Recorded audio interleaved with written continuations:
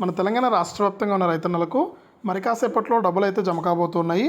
ఇక ఇప్పటికే మనకు అనేక పథకాల ద్వారా ఆర్థిక సాయం చేస్తున్నటువంటి తెలంగాణ ప్రభుత్వం తాజాగా మనకు తెలంగాణ రాష్ట్ర వ్యాప్తంగా ఉన్న రైతన్నలందరికీ కూడా మరి కాసేపట్లో డబ్బులు అయితే వేస్తున్నారు. ఇక ఈ జిల్లాల వారందరూ కూడా మీ యొక్క బ్యాంక్ ఖాతాలు చెక్ చేసుకుని డబ్బులు అయితే తీసుకోండి అని కూడా మన తెలంగాణ రాష్ట్ర ప్రభుత్వం అయితే చెబుతుంది. ఆ వివరాలన్నీ కూడా మనం వీడియోలోకి అయితే వెళ్ళి తెలుసుకుందాం. వీడియోని ముందుగా లైక్ చేయండి, తెలిసిన బంధువులకు స్నేహితులకు వీడియోని షేర్ చేయండి. ఇలాంటి మరెన్నో వీడియోల కోసం ఇప్పుడే మన ఛానల్ని సబ్స్క్రైబ్ చేసుకుని పక్కన వచ్చే గంట పైన నొక్కి మళ్ళీ వచ్చే ఆలనే గంట పైన నొక్కి ప్రతి వీడియోను కూడా మీరు అందరికంటే ముందుగానే మీ ఫోన్లోనే నోటిఫికేషన్ లేదా మెసేజ్ రూపంలో అయితే తెలుసుకోండి. దయచేసి ప్రతి ఒక్కరు కూడా వీడియోను లైక్ చేసి షేర్ చేసి సబ్స్క్రైబ్ చేసుకుని సపోర్ట్ చేయండి.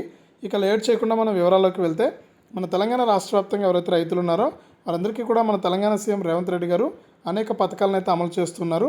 ఇందులో భాగంగా రాష్ట్ర వ్యాప్తంగా ఉన్న రైతులందరికీ కూడా మనకు డబ్బులు అయితే వేస్తూ ఉన్నారనమాట. ఇప్పటికే రైతు బంధు పెండింగ్ డబ్బులు అలాగే పంట నష్ట పరిహారం డబ్బులను విడుదల చేసినటువంటి తెలంగాణ రాష్ట్ర ప్రభుత్వం తాజాగా పీఎం కిసాన్ సమ్మాన్ నిధి పథకానికి సంబంధించి కూడా మనకు డబ్బులు అయితే వేయబోతున్నారనమాట.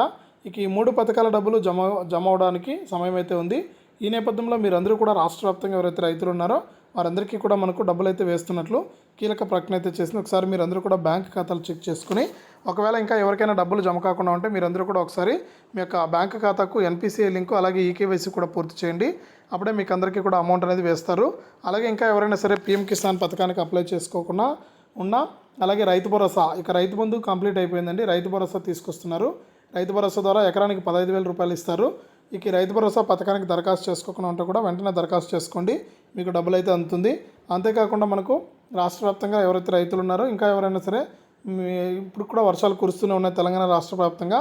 ఇక వర్షాలకు నష్టపోయినటువంటి రైతులందరూ కూడా పంట నష్టాన్ని నమోదు చేయించుకుని డబ్బులు అయితే తీసుకోండి.